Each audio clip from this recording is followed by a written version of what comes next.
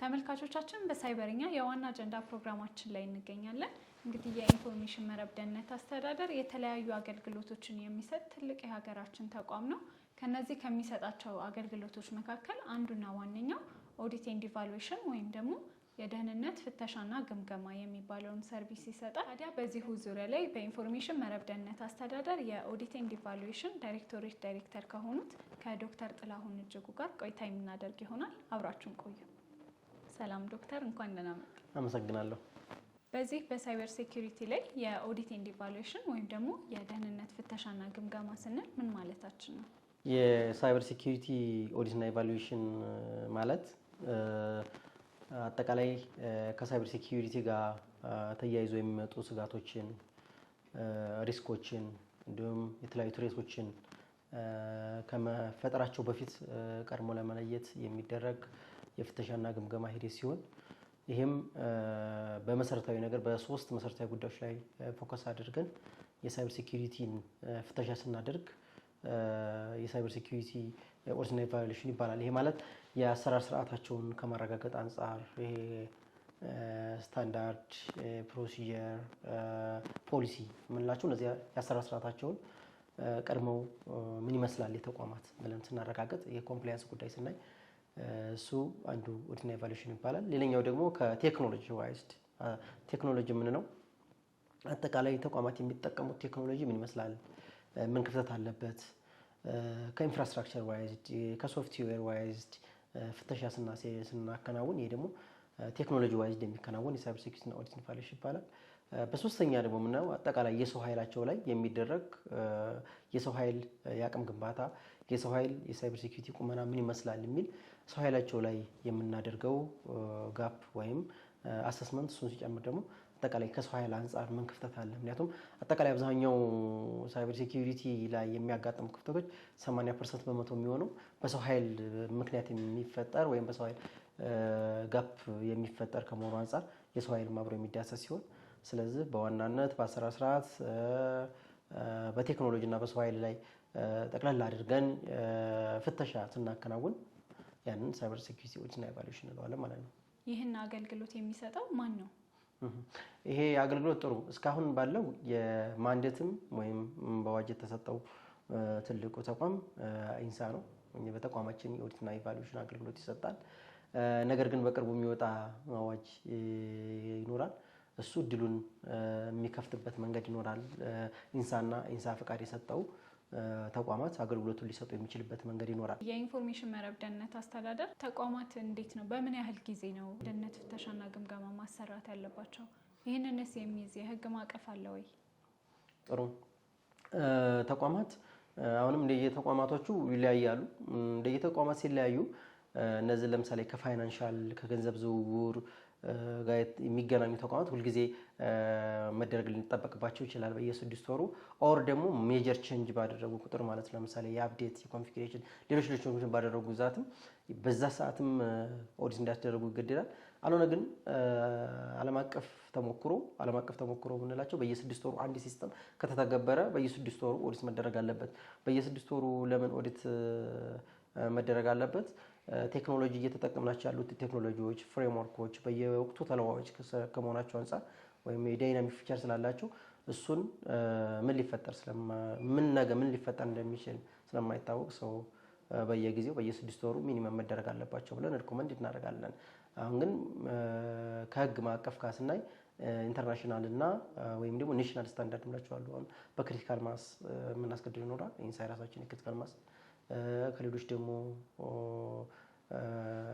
ዳይሬክቲቮች ከወጡ ላይ ለምሳሌ እንደ ብሔራዊ ባንክ ወጡ ዳይሬክቲቮች ከወጡ በእነሱ የምንጠቀመው ይኖራል። ሌሎች ደግሞ ከዚህ ተያይዘ ኢንተርናሽናል ፍሬምወርኮችም አሉ የምንጠቀማቸው ዓለም አቀፍ ተሞክሮ ወይም ዓለም አቀፍ ፕራክቲስስ ወይም ፍሬምወርክ ማዕቀፍ ስምንላቸውም አሉ። የአይሶ ሊሆን ይችላል፣ ኒስት ሊሆን ይችላል፣ ዋስፕ ሊሆን ይችላል። እነዚህና ሲፍት የፒሲአይዲሲኤስ እነዚህ ኢንዱስትሪያል ፕራክቲስ የሆኑ ኢንተርናሽናል ማዕቀፎች ናቸው። እንግዲህ የዲጂታል ኢትዮጵያ 2030ን እውን ለማድረግ ስራዎች ከወዲሁ ተጀምረዋል። በዚህ ላይ የኦዲት ኤንድ ኢቫሉዌሽን ተጽዕኖ ምን ይሆናል? ጥሩ ተቋማችንም እንደ ሀገር አንዱ ከዲጂታል 2030 እንደ ሴኩሪቲን ከማስጠበቅ ትልቁን ድርሻ ይዞ የሚቀጥል ተቋም ነው።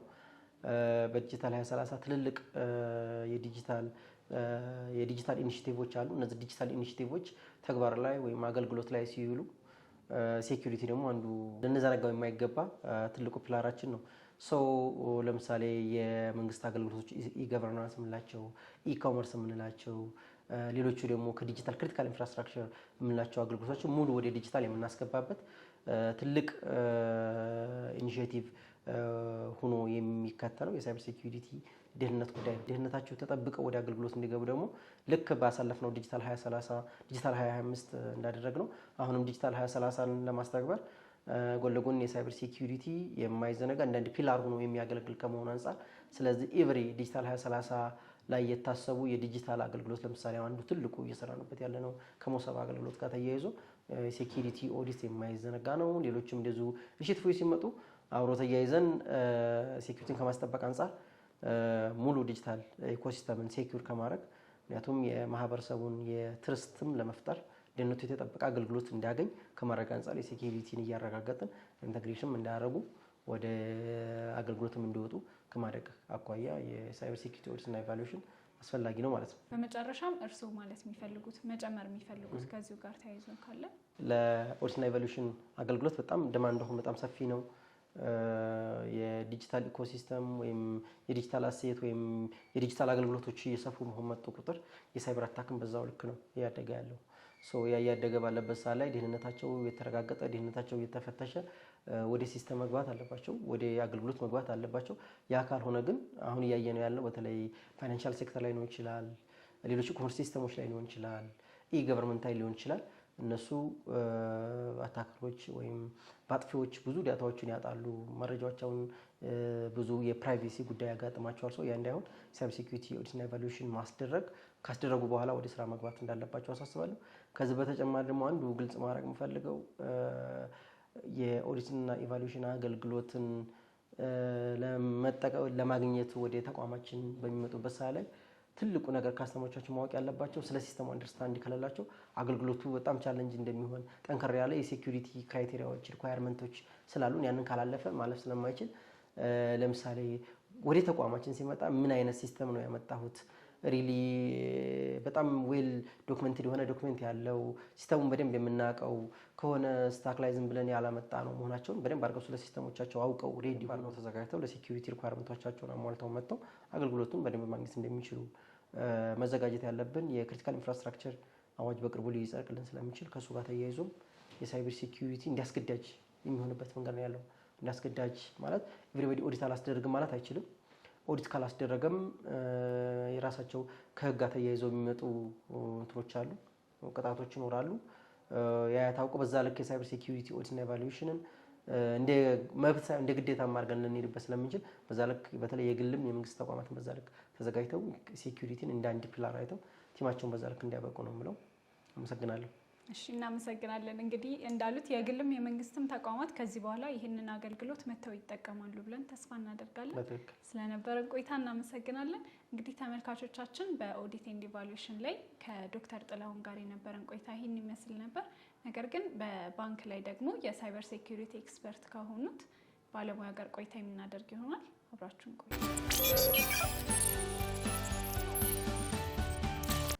ተመልካቾቻችን አሁን በመቀጠል ደግሞ በአማራ ባንክ የሳይበር ሴኩሪቲ ኤክስፐርት ከሆኑት ከአቶ መሰረት ጋር የምናደርገው ቆይታ የሚቀጥል ይሆናል። ራስን ከማስተዋወቅ እንጀምር።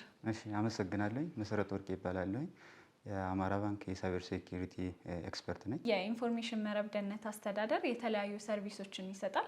ከነዛ ሰርቪሶች መካከል ደግሞ ኦዲት ኤንድ ኢቫሉዌሽን ዋነኛውና አንደኛው ነው። በሳይበር ሴኩሪቲ ዙሪያ ላይ የቅድሚያ ተጠቂ ወይም ታርጌት የምንላቸው ድርጅቶች የፋይናንሻል ተቋማት ናቸው። ከዛ ውስጥ ባንኪንግ አንዱ ነው እና በባንክ እይታ ደግሞ የሳይበር ኦዲት እና ኢቫሉዌሽን ምን ማለት ነው? ተሻ ስንል በዋናነት ፕሮአክቲቭ የሚሰራ ነው፣ ቀድሞ የሚሰራ ነው። የሚያተኩረው የድክመትን የመለየት ድክመትን ለይቶ ድክመትን የመፈተሽ ተግባር ነው። ይህን ይመስላል። ሁለተኛው የግምገማ ስንል ኦዲት የምንለው ነው። ግምገማ እና ኤቫሉዌሽን የምንለው ይሄኛው ፎከስ የሚያደርገው ትኩረት የሚያደርገው የደንብን እና የአሰራር ስርዓቶችን የተገዥነትን የምናረጋግጥበትን ነው። ለምሳሌ ያህል የኢንፎርሜሽን መረብ ደህንነት የሚያወጣቸው ስታንዳርዶች አሉ፣ ፖሊሲዎች አሉ። ለመጥቀስ ያህል እንደ ክሪቲካል ማስ ያሉ ስታንዳርዶች አሉ። ብሔራዊ ባንክም የሚያወጣቸው የፕራይቬሲ ህጎች አሉ። እነሱ እንዲሁም ዓለም አቀፋዊ እንደ አይሶ 27001 የመሰሉ ባንኪንግ ኢንዱስትሪ ላይ ደግሞ ሊተገበሩ የሚገቡ የክፍያ ደህንነት መመሪያ አለ። PCI DSS የምንላቸው እንደ ስዊፍት አይነት የደህንነት እንትኖችን ከነሱ ጋር ባንኩ የተጣጣመ ነው ወይ በአግባቡ ተግብረዋል ወይ የሚለውን ኮምፕላያንስን የምናረጋግጥበት ነው። እንደ ባንክ በየጊዜው ነው የሚሰራው። አንድ ሲስተም አንድ መተግበሪያ ወደ ስራ ወደ ተግባር ከመግባቱ በፊት የአሰስመንት ስርዓት በውስጥ አቅም ይሰራል። ሁለተኛም ደግሞ ብሔራዊ ባንክም በኢንሳ በኩል ተግባራዊ እንዲያደርግ ኢንፎርስ ያደረገው አንድ ሲስተም ወደ ስራ ከመግባቱ በፊት ኢቫሉዌት ተደርጎ በኢንፎርሜሽን መረብ ደህንነት ኦዲት ተደርጎ ነው ፕሮዳክሽን ላይ መሄድ አለበት የሚል እንትን ስላለ በኢንፎርሜሽን መረብ ደህንነትም ጋር አብረን የምንሰራና ሲስተሞቻችን ወደ አገልግሎት ከመግባታቸው በፊት የደህንነት ማረጋገጫ በየጊዜው የምናሰራ ነው። ባንኮች ኢንተርናል ኦዲት አላቸው፣ ፋይናንሻል ኦዲት አላቸው። እዛው በባንኩ አንተ እንደጠቀስከው በባለሙያዎች የሚሰራ ኦዲት። ከዛ ባለፈ ግን አሁን የኢንፎርሜሽን መረብ ደህንነት አስተዳደር የሚሰጠውን የሳይበር ኦዲት በመጠቀማችሁ እንደ ባንክ ምንድን ነው የተጠቀማችሁት ነገር? ምናልባት ሌሎች የፋይናንሻል ተቋማት ይህን ፕሮግራም የሚመለከቱ በኢንተርናል ኦዲት ብቻ በጣም ሴኪዩር እንደሆኑ ሊሰማቸው ይችላል። ነገር ግን እንደዚህ ያሉ የኢንፎርሜሽን መረብ ደህንነት አስተዳደር የሚሰጠውን የሳይበር ኦዲት በመጠቀም ምን ጥቅም ያገኛሉ? እናንተ ከተጠቀማችሁበት ነገር የተወሰኑትን ብናነሳ። የሳይበር ሴኪዩሪቲ ደህንነትና ፍተሻ በሁለት መንገድ ይሰራል። በውስጥ አቅም የሚሰራል፣ በሶስተኛ ወገን እንደ ኢንዲፔንደንት በሆነ ይሰራል። እንደ ኢንሳም ባለ እንደ ሬጉላቶሪ በሆነ ተቋም እናሰራለን። መመሪያውም ኢንፎርስ ያደርጋል። እንደ ክሪቲካል ማስ ያለ እንትን ክሪቲካል ኦርጋናይዜሽን የምንላቸው ከዚያ ውስጥ አንዱ ፋይናንሻል ኢንዱስትሪው ባንኪንግ ኪ የምንላቸው ፕራይቬት ኦርጋናይዜሽን ስለሆኑ ከኦዲት እና የአሰስመንት ስራ እናሰራለን። አንድ ቤት ተገንብቶ በር እና መስኮት ይኖሩታል። የበሩና የመስኮቱን ጥንካሬ ካላረጋገጥ የሰራነው ቤት